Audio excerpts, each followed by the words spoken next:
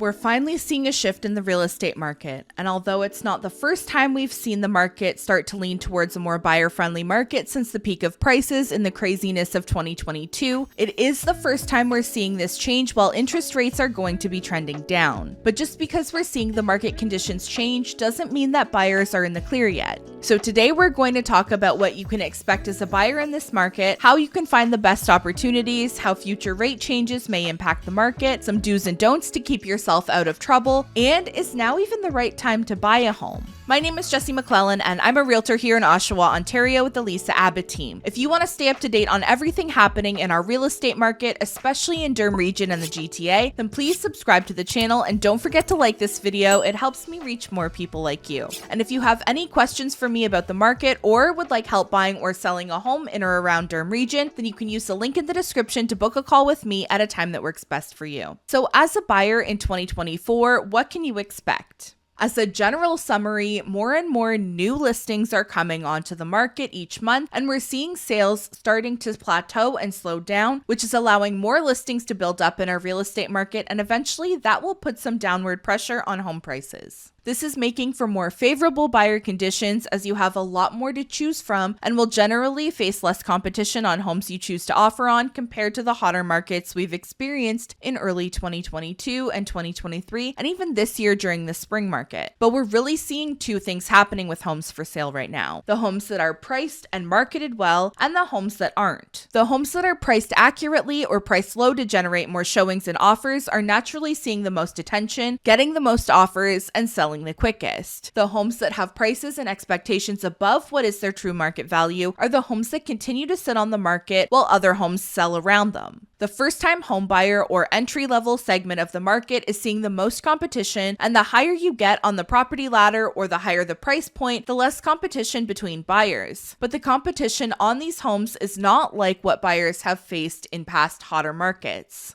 It's not uncommon to see a home listed for $599 or $699 in Oshawa to receive 5 to 10 offers and sell a little bit above asking and have home inspection, financing, and other conditions attached to it. And it's also not uncommon to see those deals fall apart and the home's back for sale on the market a week later. So being up against other offers in this market is still common, but you don't have to be the one guy offering an arm and a leg and feeling screwed over to win the home. You just have to be the one buyer who's offering the closest to fair market value based on comparable homes that have recently sold. I can tell you from what I've experienced on the listing side and with my buyer clients as well, the majority of offers you're up against, regardless of price point, are buyers who are submitting offers at either unjustifiably low prices or are submitting offers riddled with errors. If you're a move-up buyer and you're someone selling a home that falls into what's more affordable for your area, this is actually a really great market to be in because the affordable homes are having the least trouble selling, and you'll be buying into a segment of the market that is facing a lot less competition. And with recent price trends, the gap between entry-level homes and move-up homes has also closed significantly. But I'll speak more on this topic in my next video on selling in this market.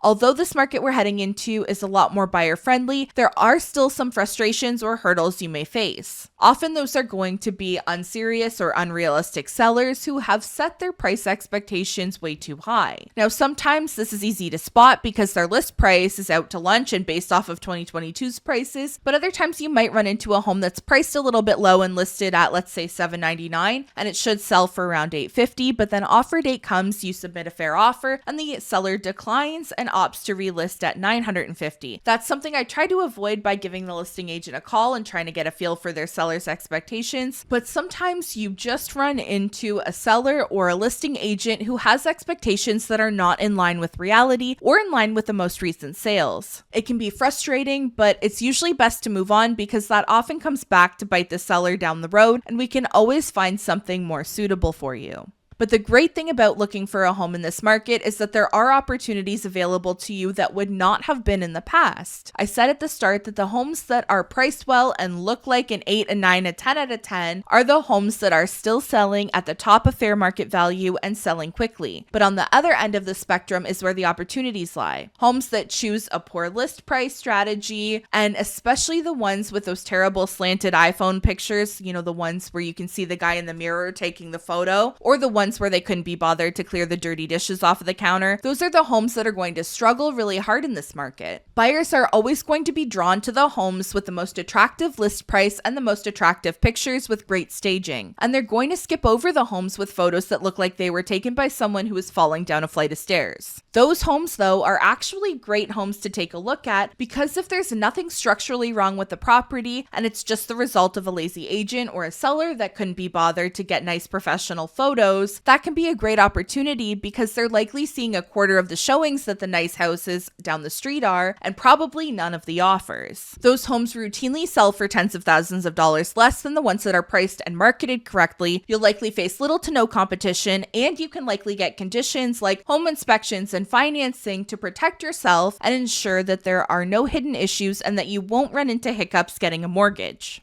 This market also shows you great examples of what not to do. I know sometimes buyers can get fixated on finding some unicorn deal that no one else knows about, but sometimes it's best to look at what's in front of you. Take advantage of the growth of inventory and be selective and calculated with your choices. Look at what homes are struggling the most right now and learn from it. I don't mean the good homes with bad pictures, I mean the properties that aren't selling because outside of a very hot market where inventory is scarce, they're not in demand. I'm talking bachelor condos, small one-bedroom condos, and other properties with awkward layouts that were designed for students and are often found around Durham College and colleges or universities in other areas. Homes with weird 1 or 2 bedroom layouts, especially ones on main roads in very busy areas or ones that are located in rougher neighborhoods. These are the type of homes you should generally stay away from if you can. These homes severely limit your buyer pool, especially in a market where buyers already have lots to choose from. They might not have trouble selling in a hot market with very limited options for buyers, but as soon as the market shifts towards a more normal market, those homes quickly become left behind and take the hardest hit financially as buyers look for homes in better locations and with better layouts. There are currently 49 condo listings around Durham College right now. In the last 30 days, there were only 10 sales, meaning there's almost 5 months of inventory in those condos, which can be a great opportunity for buyers if that's what's going to work best for you, and if you can find a seller who's willing to sell at a great price. But many of them paid way more than the unit is currently worth and are unlikely to do so. At one point, even the bachelor condos near the college that have 0 bedrooms and are smaller than a hotel room were selling close to $400,000, and now they're selling well below $300,000. If you're buying a good home in a good area, for the most part, it doesn't really matter what the market's doing in the future because your home will always appeal to a large pool of buyers. I would also recommend you follow the trends of things like sales, new listings, months of inventory, and our sales to new listing ratio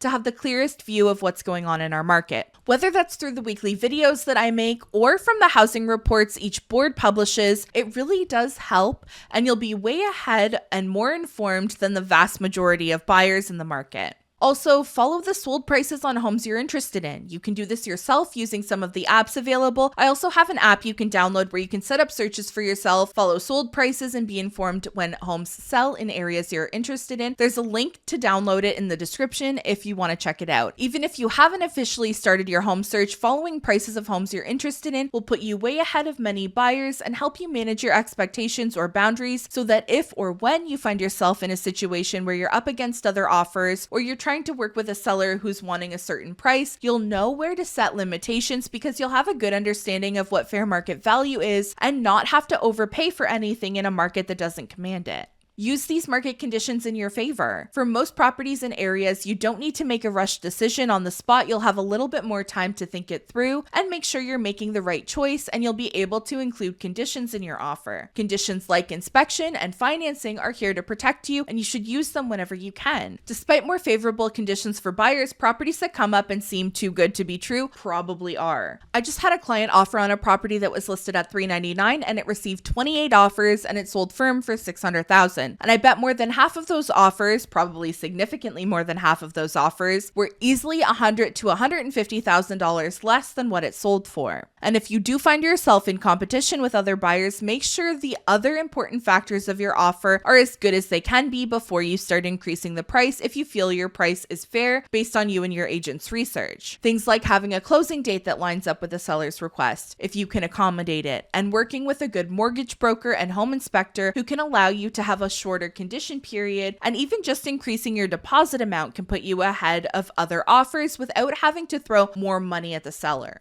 During the home search, you also need to determine your priorities and work with professionals who understand and align with those priorities. What's your priority? Is it buying in a good neighborhood? Is it the layout? Is it only looking at detached properties or homes with land? Is it finding something that is the best long-term investment? Whatever it is, your realtor needs to be on the same page. I've had a couple calls from people who say, I'm working with an agent, but they don't know your area, and my priority is getting into a good neighborhood. And as much as I would love to help them, I can't, and it's not because I'm trying to be the bad guy, but I'm legally not allowed to interfere with someone else's client once they're under contract, and I'm not allowed to guide them specifically. And for one reason or another, they prioritized working with that agent. It could be because they offered them a big gift card. It could be because it's their cousin's friend's nephew who's new in the business. Whatever the reason, once they're signed to a contract with an agent, other agents cannot help or interfere. So make sure that if you commit to an agent, that their values align with yours. And lastly, I'm going to talk about, is now the right time for you to buy? And the answer sounds cliche, but it's honestly the truth, and it really depends on you and your individual situation. Do you need more time to save money? What's your opinion on the market and what's going to happen, and what's stopping or worrying you about buying? Are rates too high? Thankfully for buyers, they are trending downward, but the time of 2% interest rates has long passed us, and I don't think it's coming back anytime soon. And if the rates drop dramatically, how do you think that will affect prices if all of the buyers now have a boost to their pre-approval?